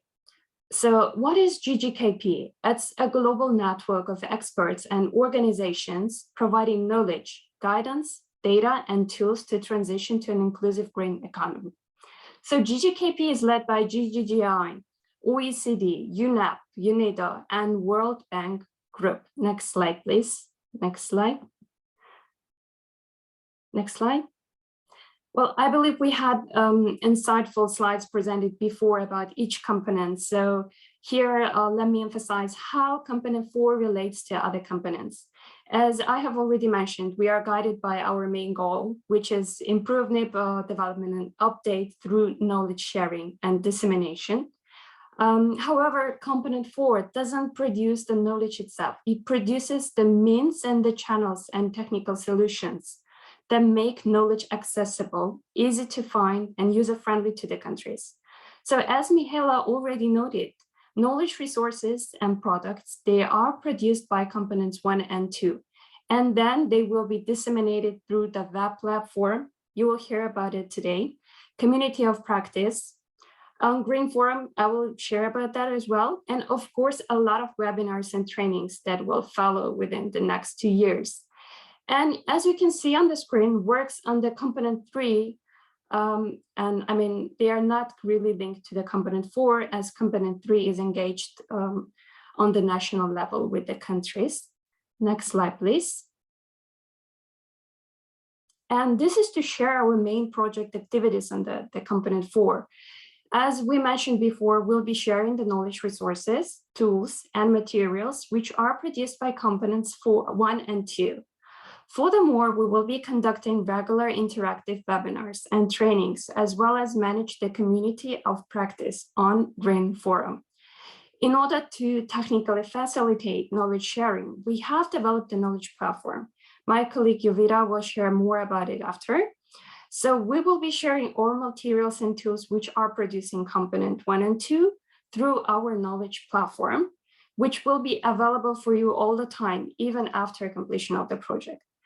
Trainings and webinars, they will also be recorded and shared with you on the knowledge platform, as well as on NIP update group on the Green Forum. And last but not least, we are currently looking for the opportunities and exploring how to digitalize POP's inventory. This is what actually Mihaela and Jitendra slightly mentioned. I mean, this digitalization work. So the POP's inventory based on the electronic toolkit, and we are looking for the opportunities how to centralize POP's data and make it more granular. I'll share more about it. Next slide, please. So let me briefly introduce everyone to our project plan, work plan. Though we have a lot of activities planned internally, we are actually supposed to regularly deliver webinars and trainings to regions and all countries. We are currently planning to do that once every 2 months in 2 different time zones. All of the webinars and trainings, of course, will be interpreted into Spanish, English, and French. Records of the trainings and webinars will be shared through our platform. And of course, a couple of words about the knowledge platform. Well, it will be introduced a little bit later, but let me say that today we have already launched the platform. We have shared some of the guidance documents, which you may find helpful for your NIP review and update and inventory development exercise. And all knowledge resources and products produced by Chemicals and Health Department on the components 1 and 2. They will be translated into 6 official languages of UN and shared on the platform upon readiness within this year and next year. And finally, we are supposed to continuously explore the opportunities for digitalization of POP's inventory. Since it's directly linked to the availability of the toolkit, we will continue this activity till the first quarter of 2024. Next slide, please. And finally, let me briefly complement the project integrated electronic toolkit, which I believe my colleague Mihaela from component 1 and 2 covered more than enough. So at this moment, as a part of integrated electronic toolkit, POP's inventories model provide countries with narrative format, included aggregated POP's inventory data, which can be used for NIP development and update and for other purposes.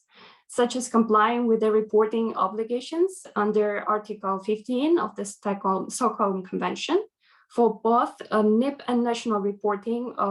First inventory developed by the countries is really important. It serves as the baseline to further establish the trends over the time and evaluate the efficiency of the strategies.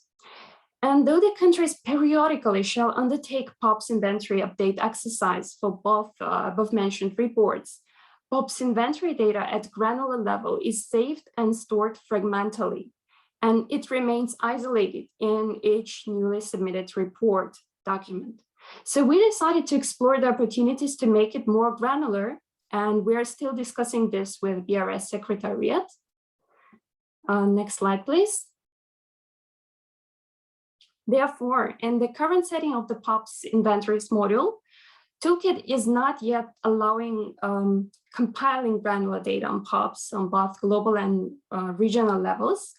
And as well, it's not available to have centralized access to it.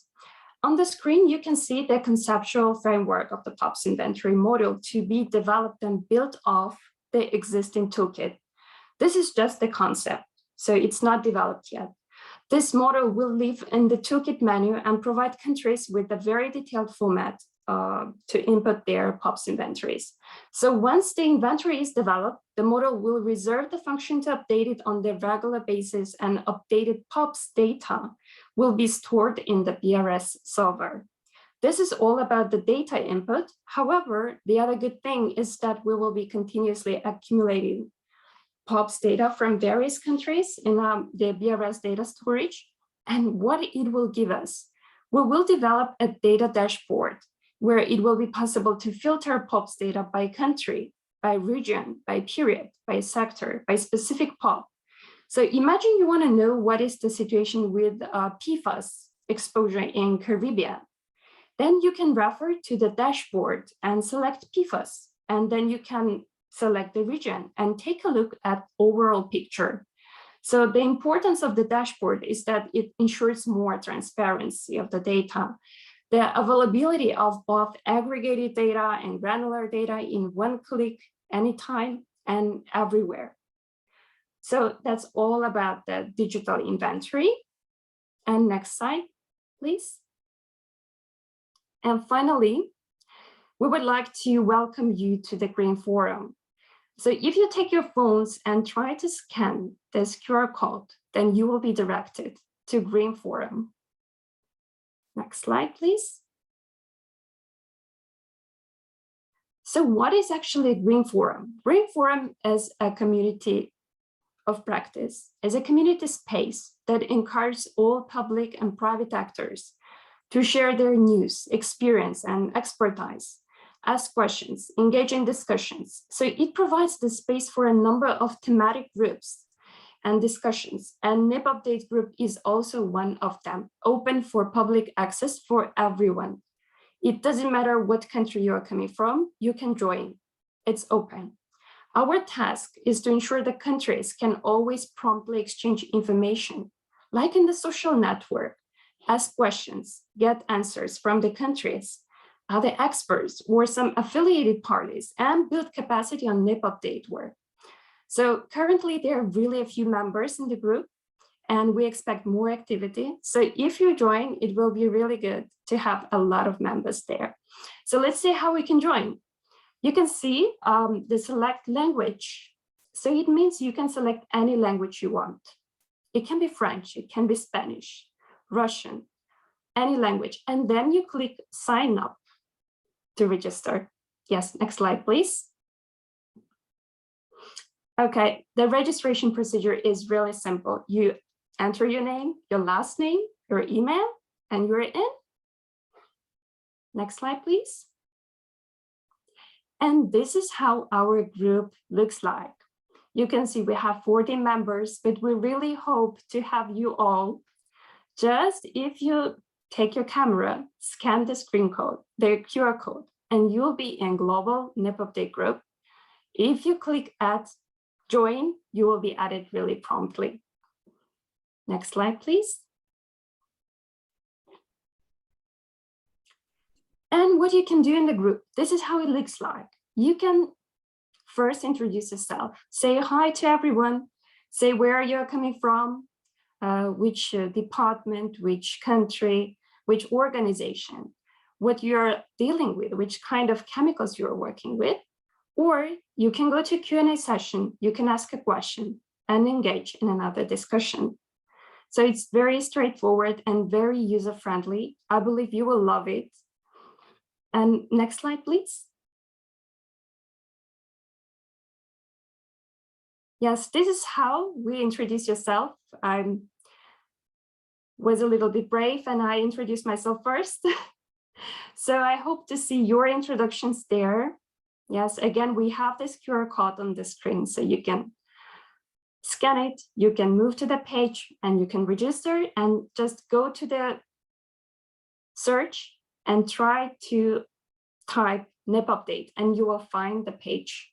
You will be directed to the page, or just try with this QR code. It will redirect you. Next slide, please. Okay, and this is how the very typical posts looks like. So you can share any news, you can share any information, you can share any presentation or any material, or just ask a question, or just say hello to everyone, because we are one huge community of NIP updates. And I think that is it from my side. And I would like to give floor to Jovita, who will introduce you to Knowledge Platform. Thank you. Thank you so much, Anastasia, for such a great explanation and introduction to Green Forum. My colleague will drop also the link on the chat so you can access and join today. So today I also would like to introduce our new platform, which was developed for NIP project update. It's a knowledge hub, we call it like that. And you can access it by also scanning the QR code, or Anastasia will also drop on the chat so you can directly access it from there. So NIP Update Knowledge Hub provides key information about the project on the About section. Team section provides information about the component for team members you can reach by email. And also the knowledge menu will be that menu tab, which will provide the key knowledge resources for the project. And this is, you can see 3 tabs right now on the platform about the knowledge and our team and what you can find in these 3 tabs. And we just launched Knowledge Hub this week. And of course, we will continue working on it and developing it further. So what you will find on the knowledge, so you can find right now some resources we already created and selected, but as I mentioned, we will continue creating the knowledge on the knowledge section, and you can just go and filter the knowledge where by sector, by POP, by organization, region, or the country. Please also kindly note that you can browse the NIP page by your language, just simply by choosing the language from the top right corner button, and you can switch to your own language. So we will be continuing creating and populating essential knowledge for the project. And also what next to come, the webinars tab, where you will find upcoming webinars announced there. Also, we will archive all the hosted webinars and record it there as well, including this one webinar. An additional tab, which will come shortly, also the regional tabs, with all the information that you will be useful for you and for your region. That's shortly from my side. Over back to you, Anastasia. Thank you very much, Jovita, for an insightful presentation and introduction to the platform. I believe all of you will follow the link. They're shared in the chat mode. So please feel free to follow the link and explore the platform. Okay, I think we are a little bit behind the time, but we still have a presentation from Senegal, and I really believe that Rokhaya has fixed her sound, so let us have a try one more time.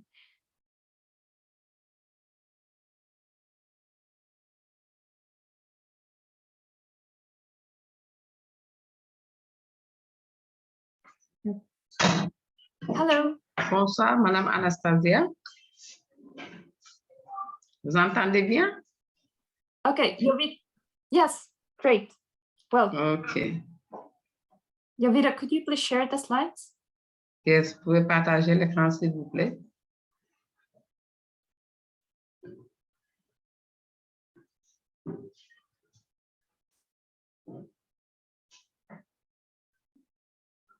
Yovita, we cannot see. Vous pouvez partager l'écran. Okay. Très bien. It's coming. OK. Do you see it now? Merci, Perfect. merci beaucoup. Merci. Donc, nous allons un peu présenter à l'image des autres centres, un peu le centre régional des conventions de Bâle et de Stockholm pour les pays francophones d'Afrique. Allez-y, s'il vous plaît, slide.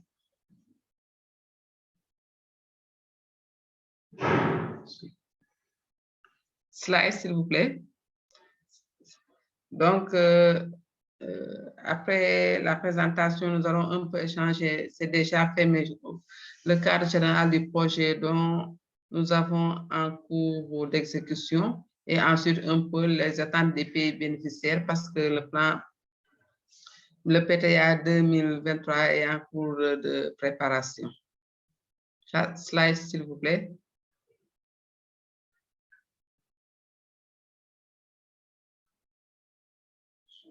S'il vous plaît, slide.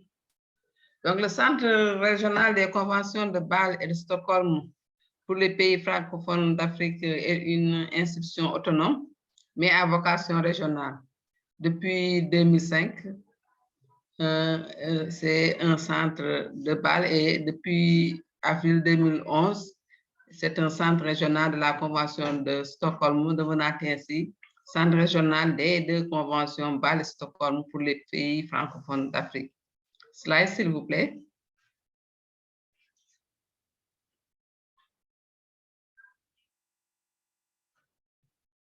Slide. Le centre est un centre de formation, mais également un centre de transfert de technologies propres qui est dirigé par une directrice, Madame Diop Rokhaya, moi-même. Je couvre 29 pays francophones et le centre est doté d'un comité directeur avec comme présidence le Bénin, comme vice-présidence le Djibouti et 3 membres, la Côte d'Ivoire, le Sénégal et le Tchad. Slide, s'il vous plaît.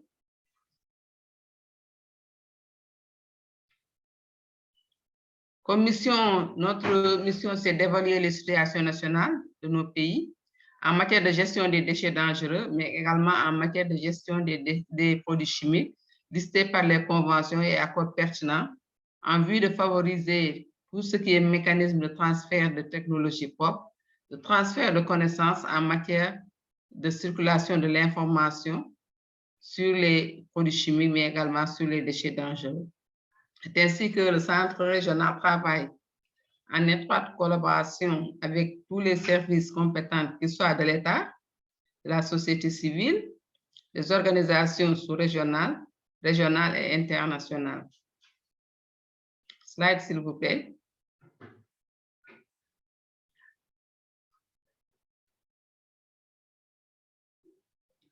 Slide. Comme réalisation depuis 2014 à nos jours, il y a eu beaucoup d'activités, surtout en matière de renforcement des capacités techniques, mais également en matière surtout de transfert de technologies propres. Et nous travaillons aussi dans l'ensemble, nous avons eu à travailler avec 23 pays partis, mais également avec 9 ONG et 6 sociétés privées et parapubliques. Au niveau également activités, nous avons les ateliers internationaux que nous animons, mais également nous avons environ 17 ateliers régionaux, sous-régionaux, qui peuvent capaciter environ 1135 participants et au niveau national, 961 environ participants. Slide, s'il vous plaît. Donc, le cadre général a été déjà présenté par Madame Beau. Je crois qu'on peut s'en passer, seulement insister sur la composante 3 du NIP qui implique la coordination centre régional et les 9 pays bénéficiaires du projet NIP. S'il vous plaît, slide.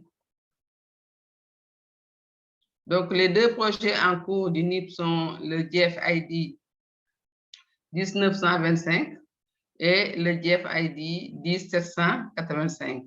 Slide, s'il vous plaît. Slide, s'il vous plaît.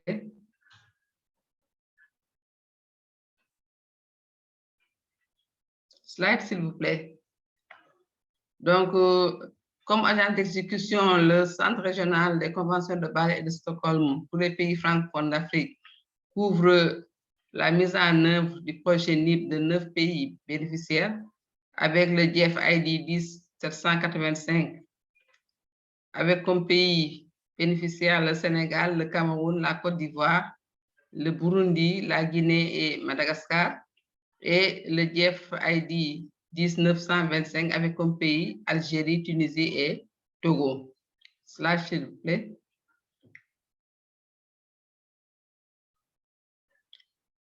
S'il vous plaît, slide. Donc, en matière d'avancement du projet, disons qu'au niveau du Burundi, il y a eu l'atelier de lancement de ce qu'on appelle diagnostic, parce qu'il fallait quand même que les points focaux coordonnateurs puissent avoir, en tout cas, un diagnostic de l'état de production d'émissions des sources POP. Donc, il y a eu un atelier de partage et de diagnostic par rapport à la problématique POP.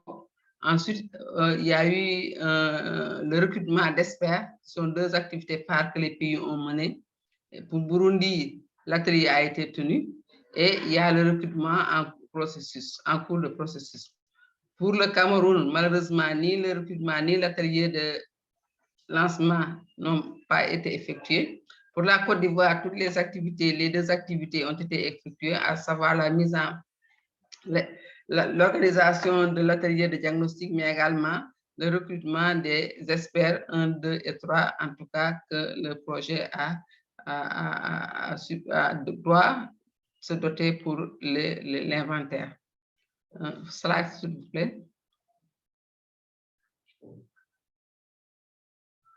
Slide, s'il vous plaît. Il y a la Guinée qui a pu tenir son atelier de diagnostic des sources d'émissions de POP, et il y a également le recrutement des experts qui n'a pas été effectué. Madagascar non plus n'a pas encore tenu son atelier de diagnostic et également les experts n'ont pas été recrutés. Le Sénégal a déjà tenu son atelier de diagnostic, mais les experts n'ont pas été effectués. En résumé, pour le projet GFID 10785, beaucoup d'activités, en tout cas de diagnostic des émissions de POP pour les pays bénéficiaires ont été tenues. Par contre, l'étape de recrutement des experts chargés de l'inventaire sont en cours de processus pour les autres, mais non encore en tout cas réalisé pour beaucoup d'autres. Slide, s'il vous plaît. Pour le projet satellite GFID 10925, notons que l'Algérie, comme la Tunisie, n'a pas encore signé le protocole d'accord qui lie le pays parti et le Centre régional des conventions de Bâle et de Stockholm pour les pays francophones d'Afrique. Par contre, le Togo a déjà signé son protocole d'accord. Le Togo a déjà organisé également son atelier de lancement sur le diagnostic des émissions POP. Et ils sont à l'étape du processus de recrutement de leurs experts. Slide, s'il vous plaît. Slide, s'il vous plaît. Donc, par rapport aux attentes des pays bénéficiaires, c'est surtout une maîtrise s'il vous plaît, c'est surtout une maîtrise de leurs priorités nationales en matière d'émissions des POP, raison pour laquelle le premier atelier de diagnostic des sources POP a été tenu, mais également des formations régionales sur les réseaux sociaux. Ça a été vraiment une demande de nos pays partis bénéficiaires des projets NIP qui nous demandent pour que GGKP puisse les renforcer en capacité sur les réseaux sociaux. C'est une demande très, en tout cas, de tous les pays qui sont en tout cas bénéficiaires de ce NIP ID, aussi bien le NIP global que le NIP satellite. Merci GGKP et merci pour le projet. Merci aussi pour les pays, les points focaux qui sont quand même très intéressés par le projet, mais également qui attendent beaucoup, en tout cas, de cette composante communication. Merci beaucoup, Madame Anastasia. Merci. Merci à tout le monde. Thank you very much, Rokhaya. It was really insightful, and I'm really glad that you could make with the sound, and finally we have made it. So I guess we are a little bit. Merci beaucoup, merci. Plaisir partagé. We are a little bit behind the time, so I will give floor to Jitendra, who will say a couple of words to close the session.